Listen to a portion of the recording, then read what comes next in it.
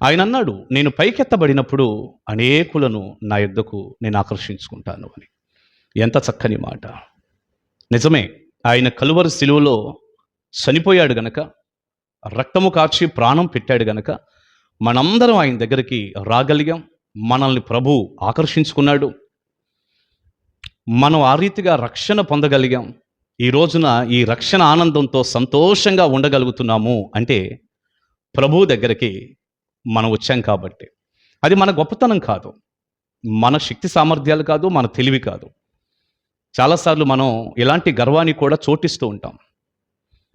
నేను ప్రభు దగ్గరికి వస్తున్నాను అనే ప్రౌఢు చాలా మందిలో కనపడుతూ ఉంటుంది. నేను మందిరానికి వస్తున్నాను, నేను యేసయ్య దగ్గరికి వస్తున్నాను, నేను మందిరానికి రాకపోతే ఎలా ఉంటుందో చూసుకోండి, నేను నేను ఇలాంటి ఒక భయంకరమైనటువంటి నేను అనేటటువంటి వాతావరణం చాలాసార్లు మనుషులు కలిగి ఉంటారు.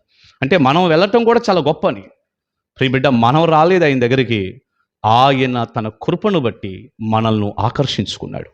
సిలువలో రక్తం కార్చి ప్రాణం పెట్టి మనల్ని ఆయన యొద్దకు ఆకర్షించుకున్నాడు ఆయన. అది ఆయన కృప. మనం కృతజ్ఞత కలిగి ఉండాలి.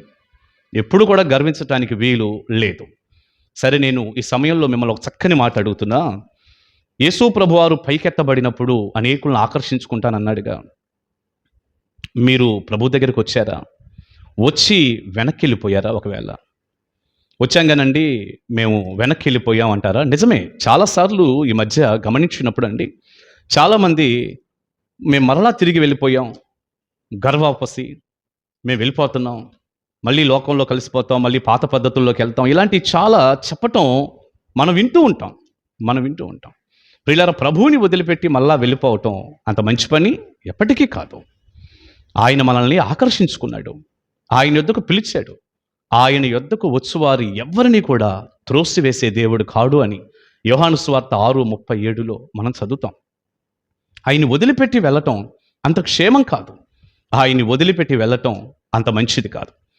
ఆయన మనల్ని ఆకర్షించుకున్నాడు. ప్రభువుకు దూరంగా ఎప్పుడూ కూడా మనం ఉండొద్దు. ఇది ఆయన పైకెత్తబడటాన్ని బట్టి, సిలువలో చనిపోవటాన్ని బట్టి మనకు కలిగిన గొప్ప ధన్యత.